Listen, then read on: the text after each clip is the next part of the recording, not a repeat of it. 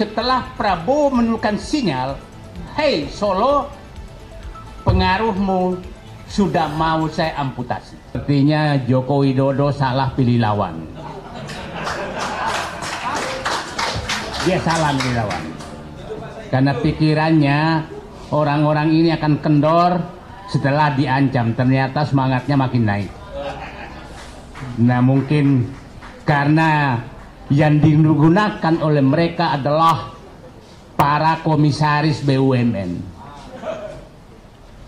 Sylvester itu komisaris Food ID. Food ID itu holding daripada PTPN, Bulog dan lain. Betapa terhinanya bangsa ini dipimpin oleh orang seperti itu sebagai komisaris dan napi. Profesor Paiman itu komisaris sebelumnya PGN, menjadi PHE anak usaha Pertamina yang paling kaya, yang sekarang diisi oleh Kodari dan Denny JA. Berapa gaji mereka? Itu kalau kasih tantem, itu anak-anak perusahaan emas. Saya paham betul. Pendapatannya besar, tidak ada yang tahu, tapi gajinya besar, tantiannya besar. Itu kira-kira bisa 1 miliar sebulan. Ya. Jadi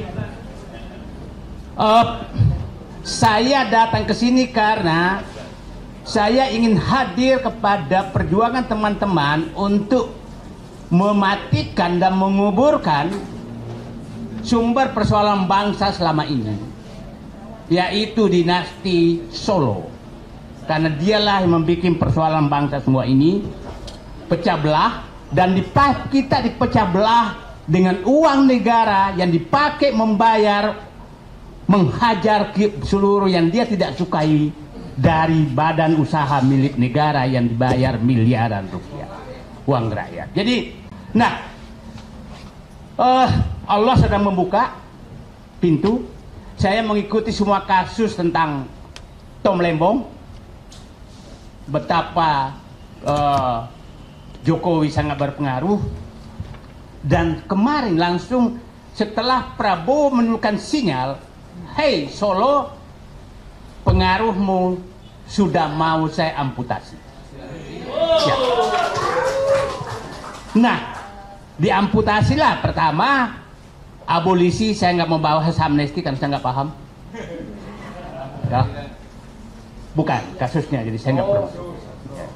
Abolisi saya paham betul. Abolisi adalah pengakuan pemerintah penguasa menyatakan kami salah dan kalian Tom Lembong adalah benar, maka kami hentikan semua. Itu bedanya. Hanya pemimpin yang punya keberanian dan hati yang bersih memberikan. Jarang sekali abolisi diberikan ke siapapun. Itulah Prabowo, dan itu sinyal kepada Solo, "Hei yang selalu menipu rakyat, membohongi rakyat, tidak laku lagi pesanmu sekarang. Aku milih jalanku dengan hati yang bersih." Oke? Nah, keluar sinyal kedua kemarin yang mencabut semua tantim, insentif dan pemberian bonus dan lain kepada komisaris BUMN. Dan keluarlah, itu tangan Allah, keluar Denny JA ngamuk-ngamuk. Maka kubalas ngamuknya dia. Ngamuknya dia, terbuka semua bahwa ternyata mereka itu masuk ke BUMN untuk merampok negara, untuk menghajar negara, menghajar rakyat semua. Saya sebutkan lah, Grace Natali, komisaris main ID, holding tambang, kira-kira mungkin 2 miliar sebulan dapat dengan tankim yang baik. Oke? Ntar Bu, biarin Bu, ya, bisa nggak Ibu, biar nggak tercampur. Grace Natali, Samara, supaya publik paham, Samara komisaris PTPN, oke? Ade Armando baru diangkat menjadi komisaris Indonesia Power. Indonesia Power itu adalah perusahaan paling untung di PLN, Mungkin juga ada tantimnya 1 miliar dengan gajinya 1 miliar sebulan. Jadi, nah, terus ada gitaris Garing, Ganesha, Giring, Garing ya. Ya. Giring menjadi komisaris JMF, anak perusahaan Garuda.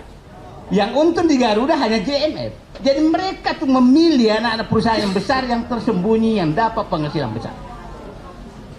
Siapa yang gitaris lagi? Eko Yopi. Nah, saya nggak hafal saya. Komisaris pupuk. Apa urusannya gitar sama pupuk? Nah, jadi betapa rusaknya negeri ini oleh Joko Widodo, dan mereka dibayar miliaran untuk memecah belah bangsa. Jadi saya minta seluruh rakyat Indonesia, apabila melihat wajah-wajah mereka, tanya mereka, uangmu halal nggak untuk menghancurkan bangsa?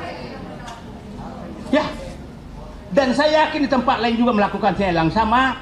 Jadi mari kita menandai mereka selama 10 tahun. Masih ingat dulu Kartika Jumadi? Ya, Jasmet? Dia kan komisaris juga. Jadi betul-betul dirusak semua ini, dan saya pikir ini tidak lepas dari tanggung jawab Erick Thohir juga. Dan saya berterima kasih kepada Prabowo mengambil sikap mencabut itu semua. Tapi bapak-bapak dan ibu jangan nggak usah dicabut, tuh masih besar sekali gajinya. Gaji kira-kira Denny Jiala, saya yakin gaji di PHI itu mungkin dengan lain-lain 150 sampai 200 juta sebulan. Yang dicabut kan hanya yang tantiemnya. Nah, kok masih ngamuk-ngamuk? Sementara teman-teman semua berjuang di sini mengeluarkan dompetnya, dan dituduh pula ada orang besar di baliknya. Jadi yang ada orang besar di baliknya adalah teman-teman Bapak berdebat di TV. Itulah orang besar di baliknya, namanya Joko Widodo, yang menempatkan mereka menjadi komisaris dan minimal komite audit di BUMN untuk memecah belah bangsa. Dibolak-balik, dialah orang besar. Di baliknya ini semua kerusakan bangsa ini dengan menggunakan uang negara untuk menggaji mereka, memaki-maki semua orang. Yang saya selalu katakan mereka, saya berikan gelar mereka juru maki. Bukan, ya, memaki-maki orang. Suka memaki-maki orang digaji negara. Cobalah ikuti apa kata-kata penghinaan Raja Juli, siapa Raja Juli, Menteri Kehutanan terhadap Prabowo. Apa kata-kata penghinaan siapa kepala kantor komunikasi Presiden kepada Prabowo? Apa piagam diberikan Samara kepada Prabowo? Apa? Grace Natali. Tapi orang seperti ini kok digaji miliaran. Terus orang-orang yang berjuang seperti ini dianggap musuh.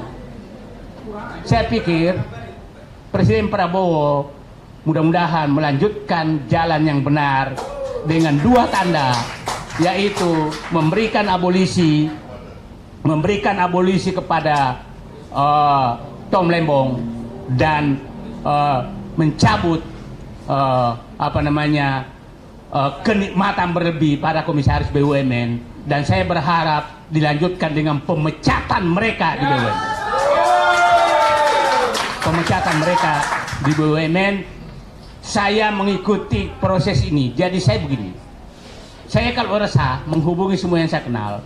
Saya bilang, bisa nggak sih Presiden Prabowo mengurangi tantiem komisaris BUMN? Karena bayangkan, itu komisaris bank itu kira-kira kalau ini dapat 5 miliar per bulan kalau jumlahkan. Dan jangan heran, ada pengamat juga kerjanya cuma menjilat terus sudah 30 tahun pindah-pindah komisaris BUMN. Nah, aku hafal semua, jadi berhentilah kalian pura-pura idealis, karena aku tahu apa yang kau lakukan terhadap bangsa ini. Nah, tapi apa yang diambil Prabowo? Dia bilang cabut semua. Jadi saya hanya minta dikurangi, dia cabut. itulah pemimpin. Dan saya harapkan Pak Prabowo semakin menjauh dari Solo itu semakin normal. Ya mudah-mudahan pertemuan kemarin ke Solo itu adalah keajaiban dunia, presiden menghadap wakil presiden dengan gaya Pak Prabowo maju begini kayak staf ketakutan, dengan gajah di belakang depannya, tangan di atas meja begini. Itulah rekayasa Allah menunjukkan bahwa kalian kutunjukkan bahwa arogansimu kepada seluruh rakyat Indonesia membuat rakyat Indonesia memperlakukan presiden seperti itu di depan keluarga dinasti Solo. Itu rekayasa Allah, tidak ada yang bisa berkehendak. Karena nggak mungkin kejadian itu, karena pasti diatur oleh protokol. Protokol juga Prabowo pasti protokol istana, protokol keluarga Jokowi pasti protokolnya keluarga Jokowi, dan Allah memberikan kekeliruan kepada semuanya sehingga terjadi posisi duduk seperti itu. Dan itulah, jadi pada teman-teman semua tetap berjuang saja, nikmati prosesnya, jangan kecewa hasilnya, tapi Allah serahkan semua kepada Allah, rekayasa yang akan dilakukan. Terima kasih. Penutup saya, Pak Joko Widodo, pengaruh Anda, pesanan dari Anda kelihatannya sudah lewat. Berhentilah teman-teman semua yang sebelah sana ngejago, karena menghadapi orang-orang jago di sini. Kalau orang ngejago menghadapi orang jago itu nggak level. Terima kasih. Assalamualaikum warahmatullahi wabarakatuh.